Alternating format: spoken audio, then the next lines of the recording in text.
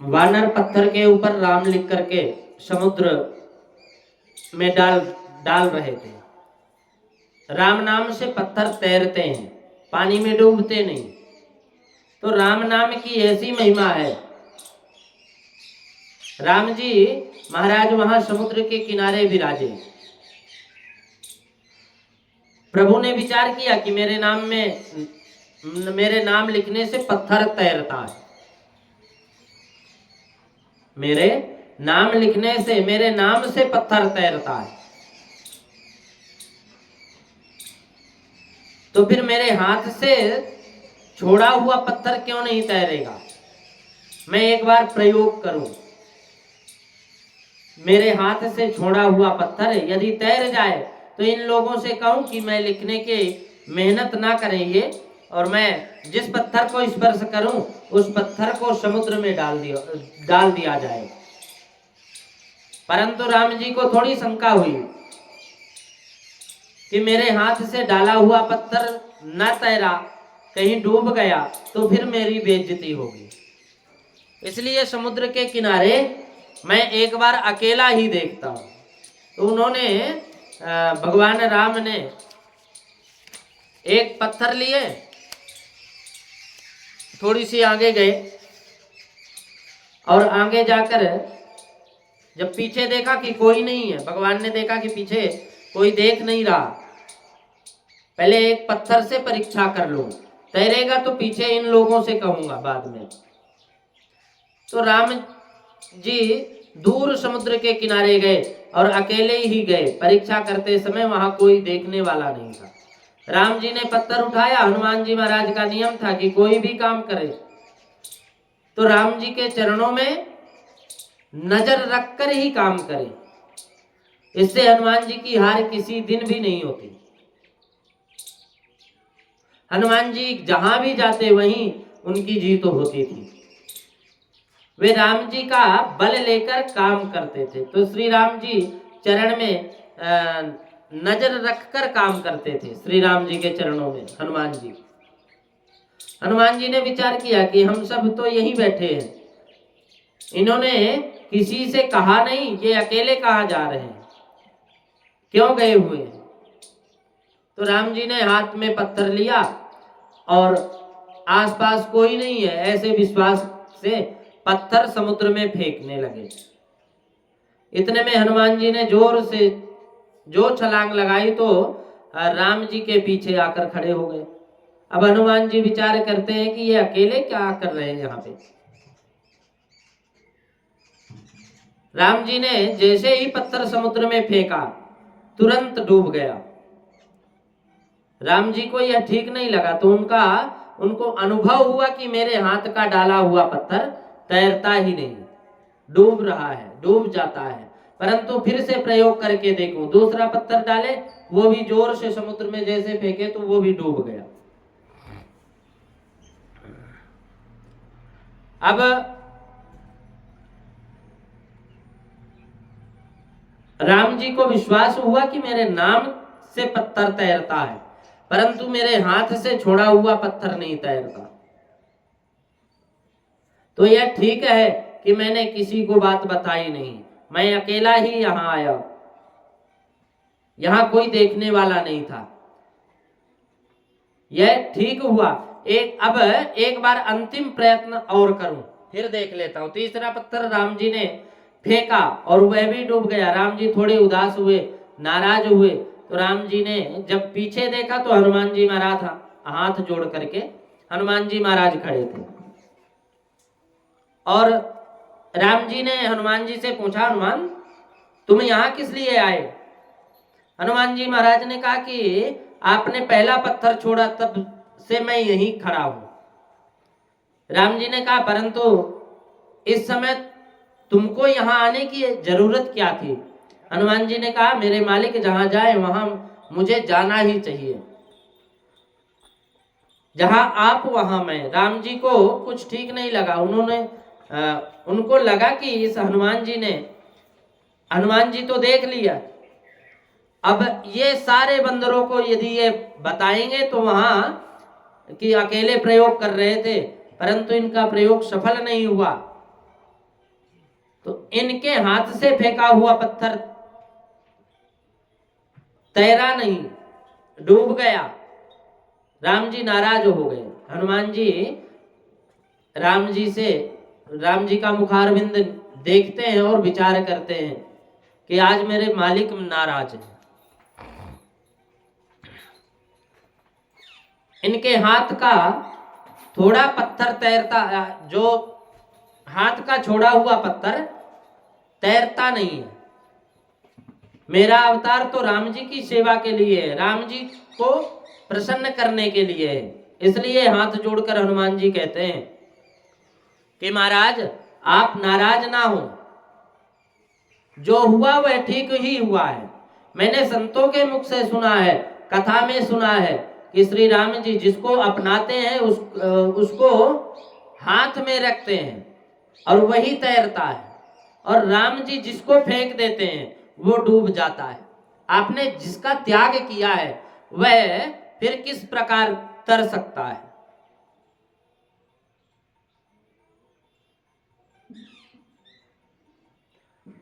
आप जिसको हाथ में रखते हैं, आप जिसको अपना मानते हैं, वह संसार सागर से तर जाता है, और आप जिसको फेंक देते हैं, संबंध तोड़ देते हैं, वह कभी तर नहीं सकता, वह तो डूबता ही है। और आपके नाम से पत्थर तैरता है, आपके हाथ से नहीं तैरता। हनुमान जी ने जब ऐसा अर्थ दिया तो राम जी प्रसन्न हो गए। हनुमान जी से कहा कि हनुमान तुम्हारी बुद्धि अति दिव्य है। हनुमान जी को राम जी ने पदवी दी बुद्धिमताम वरिष्ठम। हम सब तो बुद्धिमताम कनिष्ठम है, और हनुमान जी महाराज बुद्धिमान वरिष्ठम है। ऐसे बलवान, ऐसे बुद्धिमान हुए हनुमान जी महाराज। हनुमान जी महाराज जैसे ना तो बुद्धिमान होगा और ना हुआ। मनोजवम मारुततुल्य वेगम जितेन्द्रियम बुद्धिमतां वरिष्ठम वातात्मजं वानरयूथ मुख्यम श्रीरामदूतं शरणं प्रपद्ये। हनुमान जी, राम जी की अपेक्षा राम जी का नाम श्रेष्ठ है।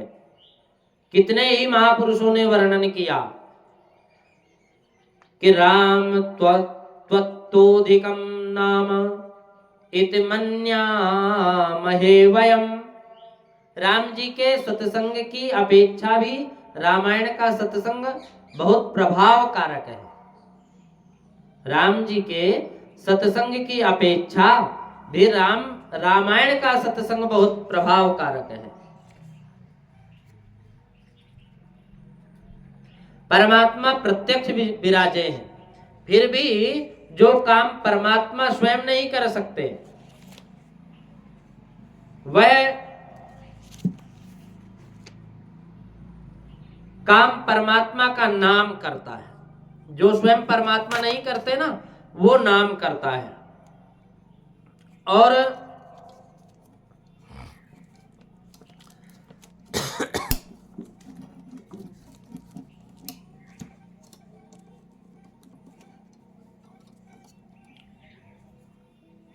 राम नाम से पत्थर तैरा है,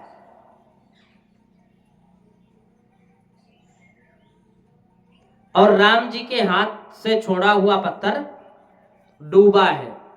कितने ही जीव ऐसे होते हैं कि राम जी के दर्शन से भी सुधरते नहीं। रावण को राम जी के दर्शन हुए, परंतु वह कहां सुधरा। रावण राम जी के दर्शन करता है, फिर भी हाथ में धनुष बाण लेकर राम जी के साथ युद्ध करने को तैयार हुआ। अरे युद्ध करता है, योग्य तो यह था कि राम जी के दर्शन करने के बाद रावण धनुष बाण फेंक देता और राम जी के चरणों में साष्टांग प्रणाम करता, अपने गलती का एहसास करता, क्षमा याचना मांगता राम जी से। लेकिन यहाँ वो स्वयं राम जी के दर्शन करने के बाद भी राम जी से युद्ध करने के लिए तैयार होता है। राम जी के चरणों में मत्था अगर झुकाता तो इसका जीवन सुधर जाता। द्वारिकानाथ के दर्शन दुर्योधन को हुए, परंतु दुर्योधन सुधरा नहीं। परमात्मा श्री कृष्ण कृपा करके उसके घर पधारे और उसे समझाने लगे। प्रत्यक्ष परमात्मा उसको समझाते हैं, फिर भी वह सुधरता नहीं। श्री कृष्ण को वह सन्मुख जवाब देता है भगवान के। इससे प्रतीत होता है कि कितने ही जीव ऐसे हैं होते हैं जिनको भगवान भी नहीं सुधार सकते।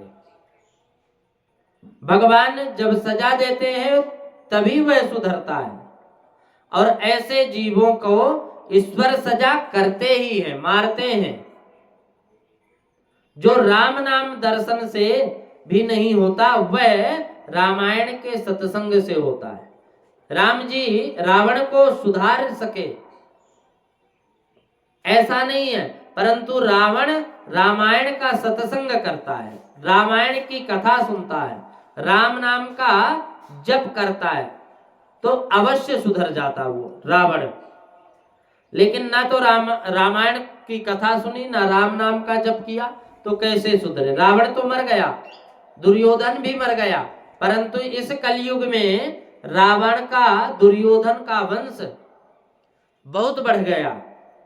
रावण दुर्योधन के क्या 2-4 सींग थे, वे भी अपने जैसे थे। पराये धन को जो दबा कर बैठ जाए वही दुर्योधन है। और आजकल बहुत लोग ऐसे हैं जो बिना मेहनत का धन पचाने की इच्छा में लगे रहते हैं। उस समय एक ही दुर्योधन था कि जिसने तूफान मचा डाला, परंतु अब अनेक दुर्योधन उत्पन्न होने लगे हैं इसी जगत में। इसीलिए जगत में शांति नहीं रही। फिर अब अशांति ही अशांति है। जिसकी आंख में काम है, जो इस जगत के स्त्री पुरुष को काम भाव से देखता है, वही रावण जैसा है। मार्ग चलती स्त्री में जिसका मन फंसे, किसी के सौंदर्य में जिसका मन लुभावे, पर स्त्री को जो चिंतन करे वह रावण है। जो मन से बहुत सारे पाप करे वह रावण जैसा ही है।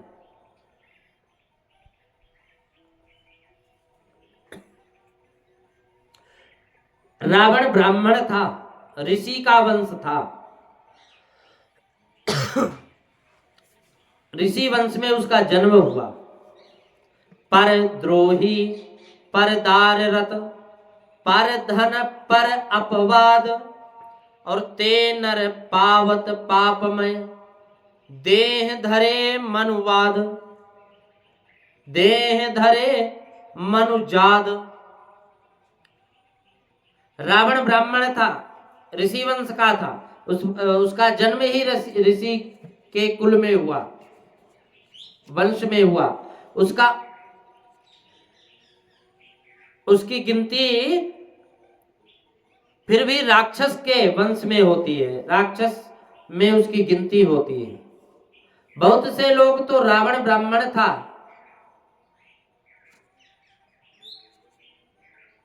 इस बात को जानते भी नहीं है।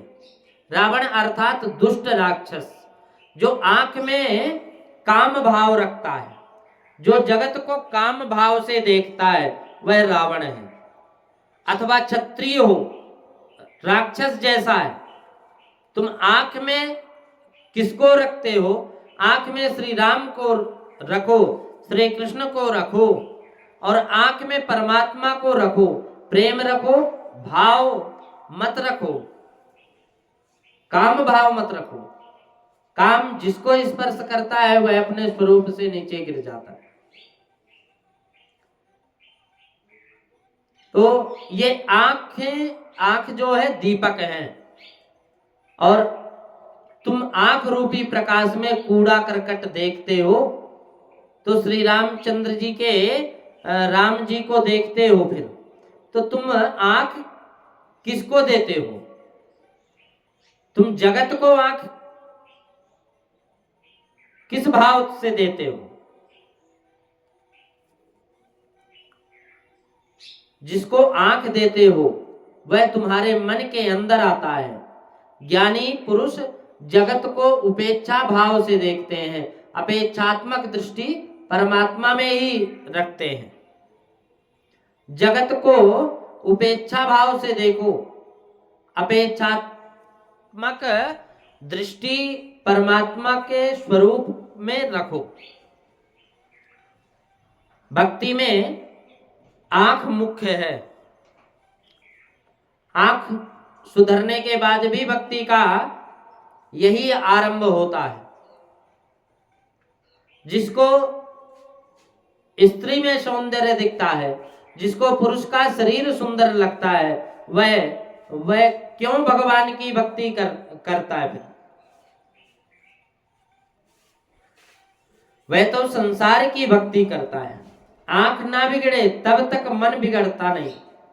रावण की आंख बिगड़ी तो रावण का मन बिगड़ा, रावण की वाणी बिगड़ी, रावण का समस्त जीवन बिगड़ गया।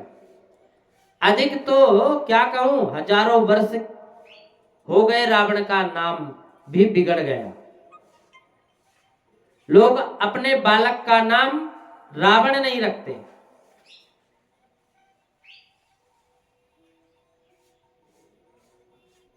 लोग अपने बालक का नाम राम रखते हैं, लक्ष्मण रखते हैं, भरत रखते हैं, शत्रुघ्न रखते हैं, लेकिन आज तक किसी ने रावण नहीं लिखा अपने बेटे का नाम रावण नहीं रखा। नाम भी बिगड़ गया।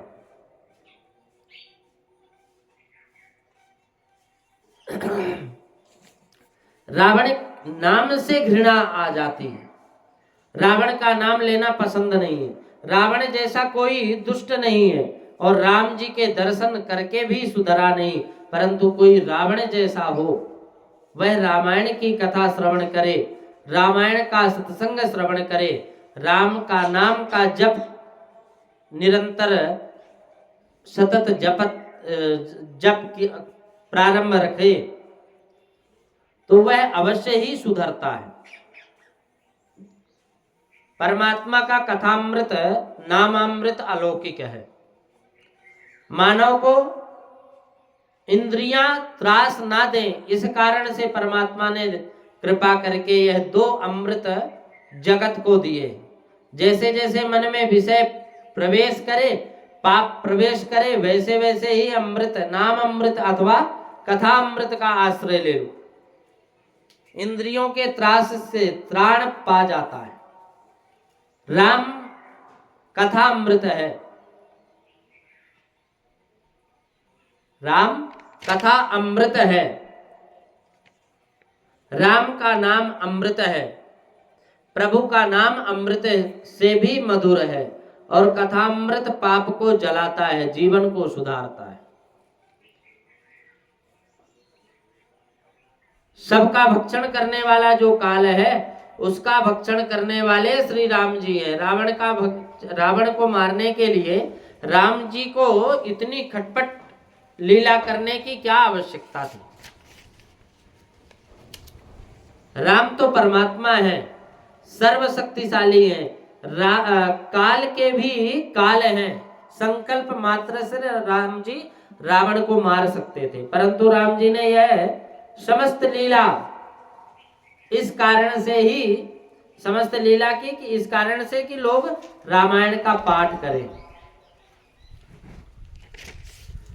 लेकिन लोग भूल गए। कलयुग है, कलयुग में सब